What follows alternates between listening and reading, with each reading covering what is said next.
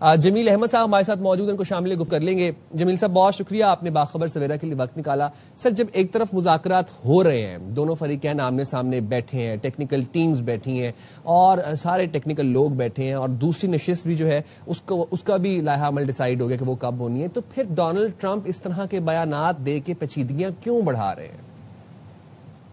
مدعو کرنے پر مشکور اور صبح بخیر آپ کو اور آپ کے ناظرین کو. ظاہر ہے یہ ایک ایسا موضوع ہے اور ایک ایسا ٹاپک ہے کہ جس پہ تقریباً دنیا میں ہر جگہ تبصرے ہو رہے ہیں اور بحث مباحثے ہو رہے ہیں.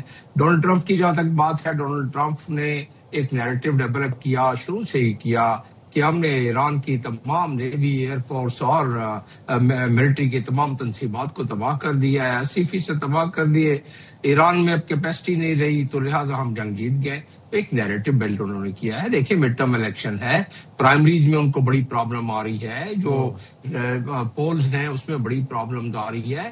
میں آپ کو اشارہ تھوڑا سا بتاتا جو ریسنٹ پول نیو یارک کی کانسٹیٹوئنسی نمبر 10 ہے، اس میں پیلسٹینینز، اچھا اس میں زیادہ تر جوز رہتے ہیں، تو اس میں پیلسٹینینز کی فیور میں 1923 میں 31% لوگ تھے اور اب 60% آ گئے ہیں فلسطینیوں کے. اسی طرح اسرائیل کے فیور میں پہلے 34% تھے، اب صرف 16% رہ گئے ہیں. اس کا مطلب کیا ہوا؟ اس کا مطلب یہ ہوا، یہ سروے کی میں بات کروں، اس کا مطلب یہ ہوا کہ وہاں جو کئی دہائیوں سے یہاں اسرائیلی لابی جو بہت فعال تھی، اسے باٹمز اپ پریشر یعنی کہ گراس روٹ لیول پریشر کا اب اندازہ ہو گیا کہ وہاں کی جین زی وہ مخالف ہوتی جا رہی ہے. اور اس کا تذکرہ جے ڈی وینس نے بھی کیا، مارکو روبیو نے بھی کیا ہوا ہے اپنے مختلف اسپیچز میں.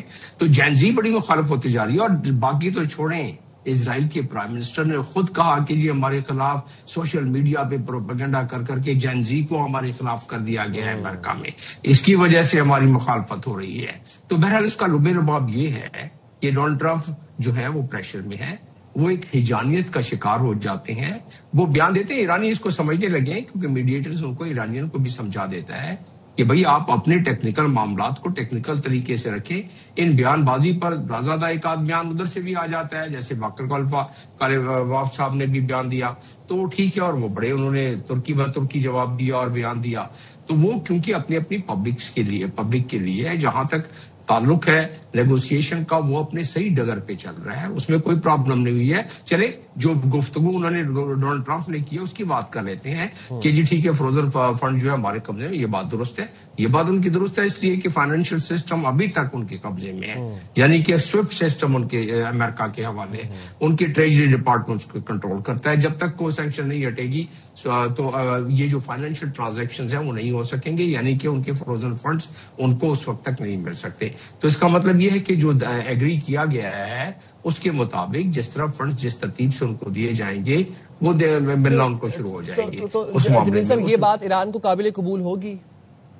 یہ انہوں نے قبول کر لیا ہے نا اس کو، کیونکہ وہ ایک انڈرسٹینڈنگ ہے، میڈیٹر بیچ میں شامل ہے، اور اس کے مطابق انہوں نے کہا کہ 6 بلین پہلے ملیں گے، اس کے بعد اسی ترتیب سے پیسے ملیں گے. اور انہوں نے کہا کہ جی ہم ان کو اب ٹیکس پیئر کا ایک پیسہ بھی نہیں دیں گے. درست ہے، کیونکہ اس میں دیا ہوا ہے ایم او یو میں کہ 300 بلین جو جنریٹ ہوں گے وہ خلیجی ریاستوں سے اور باقی ذرائع سے جنریٹ ہوں گے، اور وہ انویسٹمنٹ، اور پھر اس کو جے ڈی وینس کہتے ہیں کہ یہ تو خود خلیجی ممالک نے ہم سے درخواست کی کہ ہم ادھر انویسٹ کرنا چاہتے ہیں، تو لہٰذا ہم نے یہ کلاز رکھ لیا اس میں. اب اس میں پیچھے پس پردہ جو بھی بات ہو، لیکن بہرحال تو ہے تو ان کے الائز، اور یہ بھی بات صحیح ہے کہ خلیجی ممالک کے پاس 300 بلین ان کے لیے کوئی مسئلہ نہیں ہے، ساتوں ممالک کو مل کے تو وہ انویسٹمنٹ بھی کر سکتے ہیں وہاں.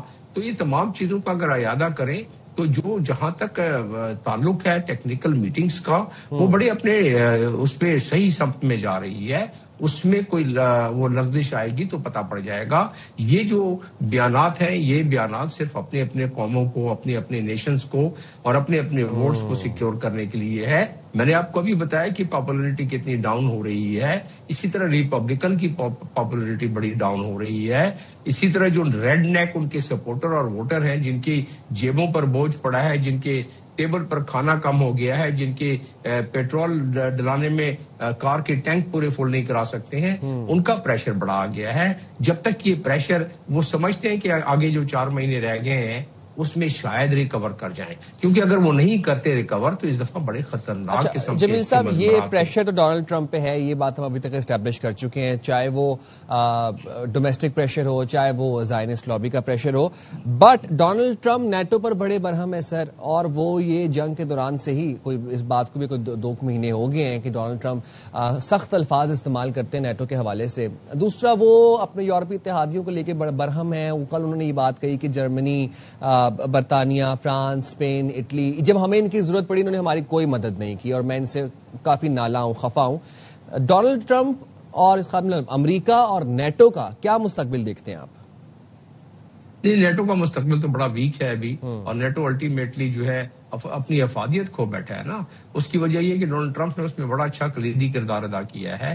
نیٹو کے اپنے ہی ملک کے اپنے ہی ٹیریٹری پر وہ قبضہ کرنا چاہتے تھے، گرین لینڈ، اور پھر جس حساب سے نیٹو کے جو ممبران ہیں ان سربراہان کی جس حساب سے تذہیب ہوتی رہی ہے وہ بھی ان کو پتا ہے، اور جس حساب سے وہ بیان دیتے ہیں اور جس حساب سے G7 میں یا کسی میٹنگ میں جاتے ہیں، جس حساب سے وہ ماشاءاللہ اپنا ترائے امتیاز دکھلاتے ہیں، اس حساب سے تو سارے برہم ہیں۔ اچھا، پھر ایک ٹیکنیکل بات اس میں ہے کہ نیٹو سے کوئی کنسلٹ نہیں کیا گیا، بھائی آپ کے الائز ہیں، آپ نے آرٹیکل 17 کا، دراصل یہ آرٹیکل 17 ہے کیا، اس میں دیا یہ ہوا ہے کہ اگر ایک ملک پر کوئی حملہ ہوتا ہے تو تمام ملک پر حملہ سمجھا جائے گا۔ تو پہلے تو اس چیز کو ڈیفائن کرنا تھا ڈونلڈ ٹرمپ نے کہ جی یہ امریکہ پر یہ حملہ سمجھا جائے، یہ تو اسرائیل پر کا معاملہ تھا، حملہ تو ایران پہ ہوا ہے۔ تو پھر نیٹو پر کنسلٹ بھی نہیں کیا، نیٹو سے جب کنسلٹ بھی نہیں کیا اور یہ آرٹیکل 17 کے پورے فریم ورک میں آتا بھی نہیں ہے، تو نیٹو کے سربراہان سب کے سب جو ہے وہ بڑے دانا لوگ ہیں، انہوں نے نہیں ساتھ دیا۔ تو اب بھی ان کی برہمی اسی بات پر ہے، اور برہمی اس بات پر بھی ہے کہ جو امریکہ زیادہ خرچہ برداشت کرتا ہے نیٹو کا، اور باقی جو ممالک ہیں وہ 5% تک ابھی تک نہیں پہنچے ہیں۔ کچھ ممالک پہنچے ہیں، جرمنی جیسے پہنچ گیا 5% پہ، اور 1-2 ممالک، اور باقی ممالک نے وہی 3% اپنی کنٹریبیوشن رکھی ہوئی ہے۔ تو یہ ان کی برہمی ہے، اور یہ بھی پھر اپنے ووٹر سپورٹرز کے لیے وہ زیادہ بیانات داختے ہیں کہ جی دیکھیں میرا انہوں نے ساتھ نہیں دیا نیٹو نے، لیکن حقیقت یہ ہے کہ نیٹو نے ٹیکنیکل بیسس پہ ساتھ نہیں دیا ہے۔ اچھا، یہی بات جو ہے اب کیا خلیجی ممالک جن پر کہ اتنا پریشر رہا کہ بھئی آپ سارے مل کے حملہ کرو ایران پر، انہوں نے نہیں کیا، اور اس میں اگین پاکستان کا بڑا اچھا کردار ہے کہ پاکستان سمجھاتا رہا کہ cost of attacking is more higher than cost of refrain, یعنی ریفرین کرنے میں فائدہ ہے اور اٹیک کرنے میں نقصان ہے۔ یہ ان کو سمجھ آ گئی ہمارے دوستوں کو۔ خلیجی ممالک میں تو ایسا نہیں ہوا، ورنہ تو ابھی یہ آگ کو بجھانا ذرا مشکل ہو گیا۔ یہ تو ہم سمجھ رہے ہیں کہ نیٹو اور امریکہ کا جو مستقبل ہے وہ آپ دیکھ رہے ہیں کہیں پہ آپ کو ویک نظر آ رہا ہے، بٹ ڈونلڈ ٹرمپ کے سر سیکنڈ ٹرم میں گلف لیڈرز نے، بہت سے گلف لیڈرز نے پلیج کیے تھے trillions of dollars as investment in US economy, اور اس کے بدلے ڈونلڈ ٹرمپ یہ کہتے تھے کہ جناب ہم آپ کو we are going to protect you. جب وقت آیا تو ڈونلڈ ٹرمپ بھی ناکام ہوئے پروٹیکٹ کرنے میں، اور امریکہ اٹ سیلف ناکام ہوا اپنے گلف الائز کو پروٹیکٹ کرنے میں۔ تو اب گلف کا اور امریکہ کا ان کا کیا ڈائنامک دیکھ رہے ہیں ان دی ایئرز ٹو کم؟ یہ بہت عمدہ سوال ہے۔ اچھا، اس میں بیسیکلی ڈائنامکس کے یہ ہے کہ جن پہ تکیہ کیا وہی پتے ہوا دینے لگے، جن کو اتنے پیسے دیے تھے، جن سے ٹریلینز آف ڈالرز کا کاروبار ہوتا تھا، جب سے یہ مختلف بیسز کے بارے میں، مختلف پروٹیکشن کے بارے میں جو ایگریمنٹس ہیں خلیجی ممالک کے، کسی ایک کو بھی کوئی پروٹیکشن نہیں ملی۔ تو چلے اچھا ہو گیا، اس جنگ نے جو باقی چیزیں کرنی تھی یا نہیں کرنی تھی وہ کم از کم یہ تمام چیزیں ایکسپوز ہو گئی کہ پروٹیکشن اب نہیں مل سکتی ان کو۔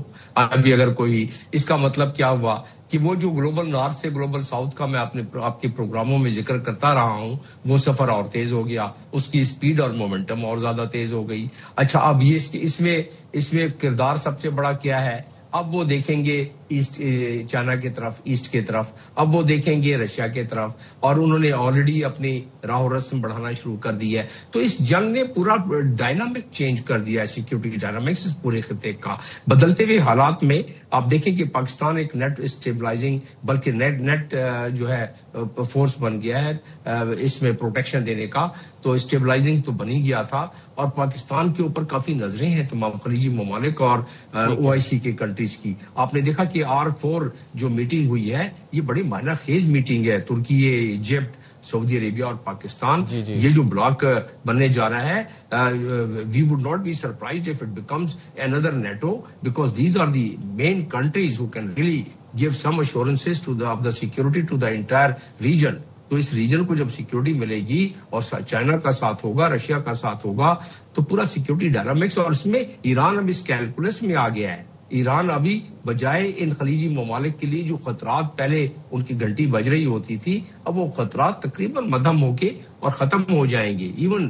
یو اے کے لیے وہ خطرات اتنی نہیں رہیں گے, کیونکہ حالات و واقعات کافی تبدیل ہو گئے ہیں, ڈائنامک کافی تبدیل ہو گئی ہے. درست فرمایا آپ نے ڈاکٹر صاحب. ہم سب کے لیے اچھی خبر لے کے آتے ہیں, اور جنگیں آبویسلی تباہی لے کے آتی ہیں, بٹ تباہی کے ساتھ لیسنز بھی ہیں جو کہ بہت سے ممالک نے سیکھے ہیں. بہت شکریہ آپ کا جمیل احمد صاحب, آپ نے باخبر سویرا کے لیے وقت نکالا. ڈونلڈ ٹرمپ اگر اپنے بیانات اور اپنے الفاظ اور اپنی زبان تھوڑی سی کنٹرول کر لیں تو شاید چیزیں اور بہتر اور سموتھلی ہو سکتی ہیں. اب جس موضوع کی طرف ہم بڑھنے